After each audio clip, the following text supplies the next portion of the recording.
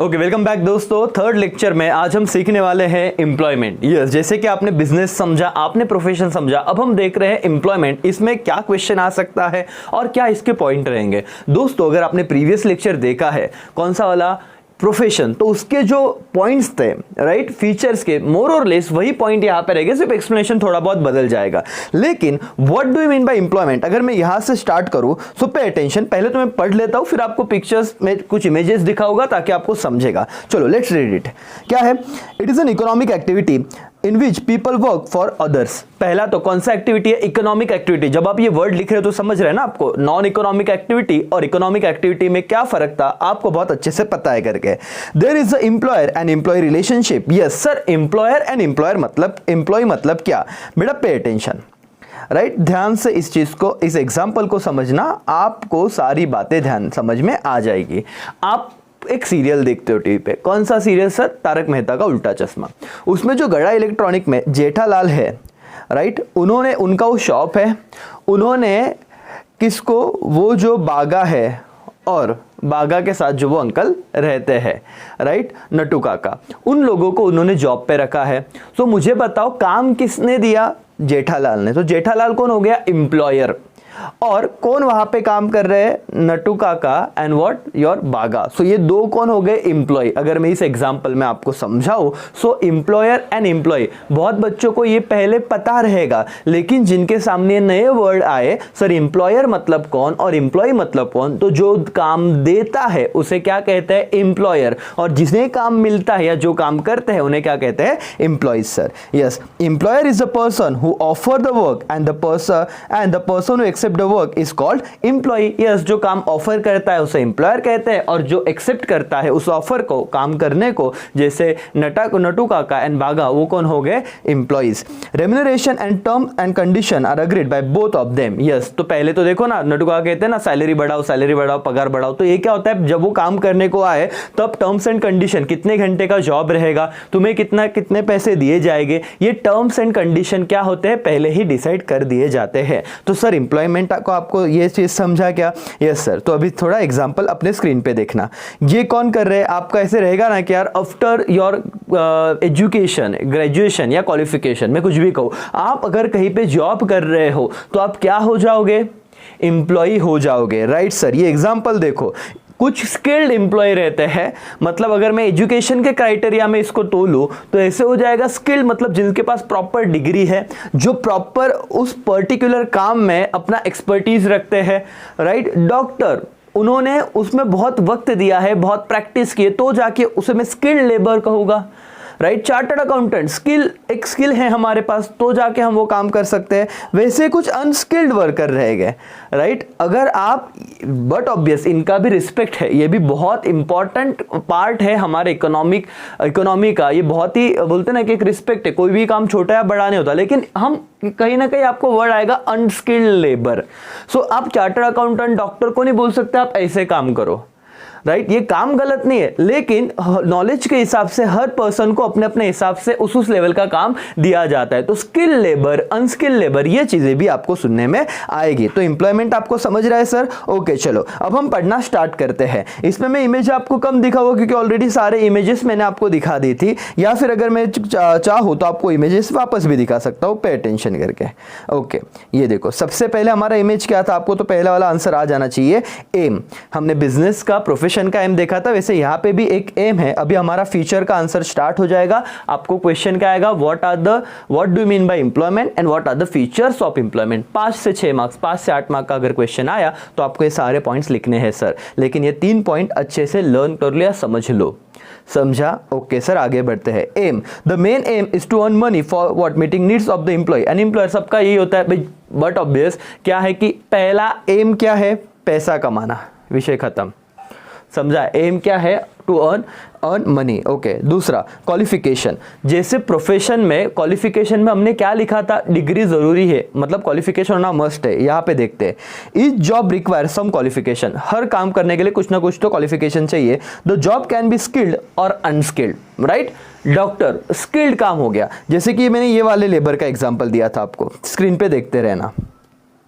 अब मुझे बताना सर, राइट, ये जो काम कर रहे हैं, देखो बहुत बड़े बड़े लोग काम कर रहे हैं कि नहीं, ये अनस्किल्ड हो गया, अनस्किल्ड लेबर, राइट। और स्किल लेबर मतलब क्या, ये बहुत ज्यादा अच्छे लेवल पे या फिर ऑफिस में उनको पता है कम्युनिकेशन करना है, मीटिंग्स हैंडल करनी है, बहुत बहुत बड़े लोगों से डील करना है या व्हाटएवर, राइट। तो स्किल लेबर और क्या हो सकते हैं, दो टाइप के लेबर हो सकते हैं, स्किल्ड एंड अनस्किल्ड। ओके, आगे बढ़ते हैं। For skilled job some specific qualification are required, that is job of nurse. Yes, nurse का जॉब करना है तो आपको कुछ तो क्वालिफिकेशन चाहिए, but no specific qualification for unskilled job is necessary like office boy.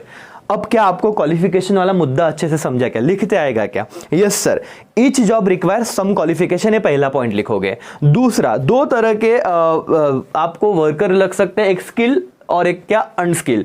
जो स्किल लेबर है उनके पास डेफिनेटली कुछ ना कुछ क्वालिफिकेशन होना चाहिए। अगर आप अकाउंटेंट का जॉब करने जा रहे हो तो you must be a chartered accountant at least, या बोलते हैं ना कि एटलीस्ट किसी कंपनी का ये क्या रह सकता है, क्राइटेरिया रह सकता है, राइट। बहुत बड़ी कंपनी, मल्टीनेशनल कंपनी, तो आपके पास चार्टर्ड अकाउंटेंट का सर्टिफिकेट होना जरूरी है, सीए का सर्टिफिकेट होना। नर्स क्वालिफिकेशन जरूरी है क्योंकि स्किल लेबर है, स्किलफुल उन्हें काम करना है। लेकिन वही अगर अनस्किल लेबर चाहिए तो उन्हें क्वालिफिकेशन की जरूरत है क्या? नहीं सर। एग्जांपल दिया है ऑफिस बॉय। भाइयों और बहनों, आपको ये पॉइंट समझा, अंदर लिखते भी आएगा कहां पे लिखना है, लेकिन एम्प्लॉयमेंट के पॉइंट के अंदर ये लिखना है करके। चलो आगे बढ़ते हैं, मॉनिटरी रिटर्न में जाते हैं। वेजेस और salary is given as a financial return to employ after completion of the work. Okay, जैसे ही काम कंप्लीट हो जाता है वैसे उनके रिटर्न में क्या दिया जाता है, वेजेस और salary. Wages are decided in advance before appointment, but obvious है कि आप काम पे लगोगे उससे पहले कोई भी बंदा ये पूछेगा ना कि साहब पगार कितना मिलेगा, सैलरी कितना मिलेगा, इसलिए बिफोर अपॉइंटमेंट ये चीज डिसाइड हो जाती है। वेजेस आर पेड डेली और weekly, salary is paid monthly. इतना याद रखना, वेजेस डेली और वीकली दिए जाते हैं और सैलरी मंथली दी जाती है, ऐसे यहाँ पे उन्होंने कहा है। Along with the salary other benefit like bonus, quarterly stay, subsidies, food canteen etcetera also given to the employ. इसके अलावा क्या होता है, बहुत बार देखो बोनस मिलता है दिवाली का, आपके कोई भाई, आपके बहन या पेरेंट्स, उनको आपने सुना रहेगा दिवाली में बोनस मिला, दिवाली में बोनस मिला। तो ये एक्स्ट्रा चीजें हैं जो एम्प्लॉयज को एम्प्लॉयर की तरफ से सैलरी के अलावा, सैलरी को छोड़ के ये एक्स्ट्रा चीजें भी मिलती है करके। सो 3 पॉइंट देखा सर हमने, एम, क्वालिफिकेशन और क्या, मॉनिटरी रिटर्न। हो गया अच्छे से? यस। चलो आज के लेक्चर में मैं बहुत फास्ट जा रहा हूं, क्यों? क्योंकि मैंने प्रीवियस 2 सेशन में बहुत अच्छे से आपका हर एक पॉइंट पे बहुत टाइम लिया है, और वो जो बेसिक चीजें थी मैं ऐसे अज्यूम करके चल रहा हूं कि मेरे सामने जो ऑडियंस है वो बहुत होशियार भी है, और ऐसे ही बच्चे जो बहुत एवरेज या जिन्हें बहुत अच्छे से 2-3 बार बताने का मतलब समझाने की जरूरत होती है। आई नो कि आप सब होशियार कैटेगरी में हो, लेकिन कोई एक स्टूडेंट रहेगा जिसे बहुत अच्छे से बताना है, बहुत डिटेल में बताना है, तो उसके लिए बेयर कीजिए मेरे साथ, राइट सर? ओके, चलो आगे बढ़ते हैं, कैपिटल का पॉइंट पढ़ते हैं। अब मैंने क्या समझाया था प्रीवियस लेक्चर में, प्रोफेशन में कैपिटल, अगर खुद इंडिपेंडेंटली काम करना है, खुद का हॉस्पिटल डालना है तो कैपिटल ज्यादा लगेगा। मैं जॉब कर रहा हूं तो कैपिटल कम लगेगा। याद आया ह्यूज कैपिटल वाला पॉइंट, राइट? तो यहाँ पे अगर मैं इमेज भी दिखाऊं सर आपको, अगर आपको इमेज ही देखना है तो देखो प्रीवियस के सारे इमेज यहाँ पे देखो, पहला एम भी आया, क्वालिफिकेशन भी आया, मनी भी आया और कैपिटल, ये 4 पॉइंट तो एज इट इज आ गए। सिर्फ अंदर के जो आप अंदर कंटेंट लिखने वाले हो उस पर ध्यान देना है आपको। चलो क्या लिखा है, no capital required for employment because employer provides everything to the employ for what, completing the job. Yes sir, मुझे बताओ क्या नट्टू काका और बागा को कुछ पैसे देने पड़ते हैं क्या? जो भी वो जेठालाल बेचते हैं, टीवी, फोन वगैरह वगैरह, नहीं ना। उन्हें क्या करना है, जब शॉप ओपन होता है उस वक्त पे आ जाना है, कस्टमर को प्रॉपर हैंडल करना है, जैसे ही टाइम होता है बंद करके घर पे चले जाओ। सो उनको सिर्फ उनके पगार से मतलब है, लेकिन बिजनेस से रिलेटेड, अगर पहला पॉइंट बिजनेस भी आपने देखा था, रिस्क, अनसर्टेनिटीज, पॉइंट समझ में आ रहा है, तो बिजनेसमैन को तो ये करना ही पड़ रहा है। यस और नो सर, लेकिन एम्प्लॉय को क्या कैपिटल का रिक्वायरमेंट क्या ज्यादा नहीं, उन्हें सिर्फ आके जॉब करना है। समझ में आ रहा है सर? तो there is no capital requirement, ऐसा लिखो। Registration, no registration required. Every employee has to follow the rules and regulation mentioned in the terms and condition of the employment contract. Yes, तो यहाँ पे कोई हमको रजिस्ट्रेशन की जरूरत नहीं, जो प्रोफेशन में थी। यस सर, देखो वापस ये पॉइंट आ जाएगा रजिस्ट्रेशन का, राइट। तो देखो हेडर सेम चल रहे, सिर्फ अंदर के कंटेंट में बदलाव हो रहा है। तो आपको लर्निंग के लिए, मेन पॉइंट लर्निंग के लिए ये सिंपल हो गया ये चीज। तो रजिस्ट्रेशन की रिक्वायरमेंट नहीं होती। जो आप एम्प्लॉयमेंट के कॉन्ट्रैक्ट में जब आपका वहां पे सिलेक्शन होता है, जो रूल्स एंड रेगुलेशन, जो गाइडलाइन आपको दी होती है, वही फॉलो करना है करके। अब कैसे, उसका एग्जाम्पल देता हूं मैं। कुछ ऑफिसेस में कहा जाता है कि तुम हमेशा फॉर्मल्स पहन के आओ, राइट। कुछ ऑफिस में ये कंडीशन नहीं होती है। सो डिपेंड करेगा ना कि हमारा अग्रीमेंट क्या था। तो मेरा काम क्या रहेगा एज एन एम्प्लॉय कि मुझे हमारे कॉन्ट्रैक्ट में, जो मेरे एम्प्लॉयर के साथ कॉन्ट्रैक्ट हुआ है, उस कॉन्ट्रैक्ट के रूल्स एंड रेगुलेशन को फॉलो करना है। That's it, there is no other registration. Okay sir, आगे बढ़ते हैं। Non transferability, employment can not be transfer from one person to another. For example, if a teacher retires then he cannot transfer his job to his son or daughter। Simple सी बात है sir. अब मुझे कहो, यहाँ पे non transferability वाला point था, देखो पिछले प्रोफेशन में भी सेम पॉइंट था, एम्प्लॉयमेंट भी हेडिंग तो सेम आया, लेकिन अंदर जैसे प्रोफेशनल डिग्री आप ट्रांसफर नहीं कर सकते थे, वैसे जॉब भी ट्रांसफर नहीं कर सकते।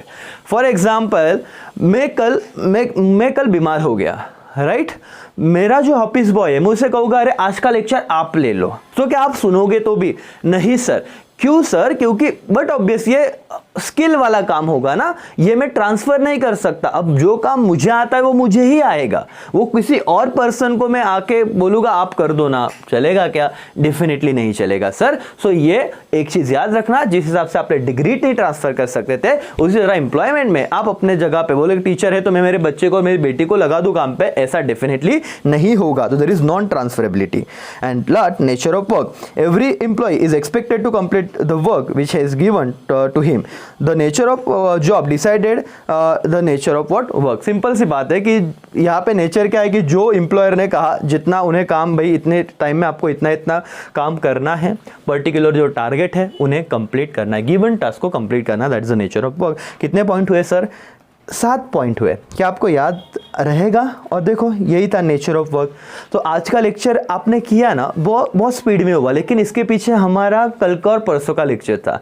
तो आज अगर आप ये फर्स्ट टाइम देख रहे हो तो पहले वो 2 लेक्चर देखो। अगर वो 2 लेक्चर देखो तो याद रखना 11th कॉमर्स का ऑर्गेनाइजेशन ऑफ कॉमर्स बहुत अच्छे से, OCM ये सब्जेक्ट आप बहुत अच्छे से कर रहे हो सर, और आपका ये चैप्टर बहुत ही जल्द अब खत्म होने के कगार पे आ जाएगा। सो एक सब्जेक्ट आपका ऑलरेडी स्टार्ट हो गया है। आई रिक्वेस्ट यू कि अगर आपको समझ रहा है तो प्लीज अपने दोस्तों के साथ शेयर कीजिए, ताकि ज्यादा से ज्यादा बच्चों को बेनिफिट हो। ऐसे भी तो घर पे बैठे हैं, और कहाँ पे इन लेक्चर की तो फीस नहीं लग रही है। बाकी जो रेगुलर स्टार्ट हुए डेफिनेटली वो हमारे ऐप में आके वो देख रहे हैं बच्चे, लेकिन आपको फर्क साफ नजर आ रहा है। चलो रिवाइज कर लेते हैं। पहला पॉइंट क्या था? एम। दूसरा क्या था? क्वालिफिकेशन। तीसरा पॉइंट क्या था सर? यहाँ पे देखो लो, मॉनेटरी रिटर्न। ओके, वहां पे फाइनेंशियल रिटर्न था, राइट ना? ओके, फिर पॉइंट नंबर 4 क्या है? कैपिटल। लेकिन हम क्वेश्चन क्या है, क्वेश्चन भूल जाते हो बहुत बार तुम। अभी देखो आधे बच्चों को याद कर रहे हो, अरे क्वेश्चन क्या था, ढूंढ लो। क्वेश्चन क्या था? फीचर्स ऑफ किसका? एम्प्लॉयमेंट के। ये 4 पॉइंट हुए, वेरी गुड। आगे रजिस्ट्रेशन, क्या जरूरत है? क्या there is no requirement of registration. Transferability या नॉन ट्रांसफरेबल है? नॉन ट्रांसफरेबल है। Nature of work, given task उन्हें कंप्लीट करना है, दैट्स इट। देखो फटाफट रिवाइज हो गया कि नहीं हो गया? Yes sir. तो आपने 3 पॉइंट खत्म कर दिए। क्या खत्म किया? Economic activity. इकोनॉमिक एक्टिविटी में देखो पहले तो हमने शुरुआत कैसे की थी? ह्यूमन एक्टिविटी 2 तरह की होती है, एक नॉन इकोनॉमिक, एक इकोनॉमिक। इकोनॉमिक में 3 पॉइंट देखे, क्या था? Business, profession and employment. तो आज के लेक्चर में, आपके ये 3rd लेक्चर में हमने ये 3 पॉइंट खत्म किए। कैसे? तो आपको मैं बता देता हूं, चलो आपके ही टेक्स्ट बुक में देखना करके क्या पॉइंट आपने खत्म किए सर। ये चार्ट दिख रहा है आपको?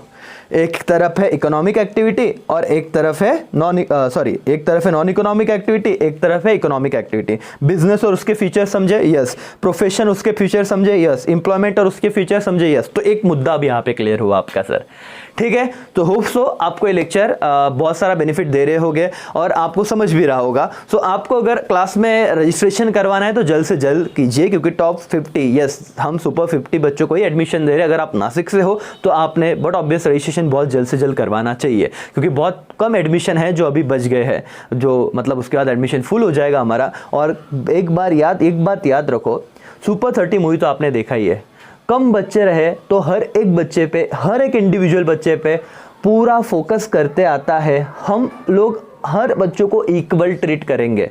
ऐसा नहीं है कि अगर आप लोग मेरे नज़र में आ गए ये 200 में से ये बच्चा भारी है, ये 4 बच्चे ऐसे, तो इन पे बहुत मेहनत करो, बाकी के 180 बच्चों का क्या चल रहा है कुछ लेना देना नहीं। जनरली बड़े बड़े पुणे वगैरह के क्लासेस में आप जाते हो तो ऐसे देखने को मिल जाता है, राइट। 300-400 बच्चे बैठते हैं उसमें, तो यहाँ पे सुपर 50 मतलब दोस्तों आप सच में सुपर 50 रहोगे, ठीक है। उससे ज़्यादा तो कुछ बोलूंगा नहीं, आप क्वालिटी तो देख ही रहे हो। Thank you so much, bye bye, take care, जय हिंद, जय भारत।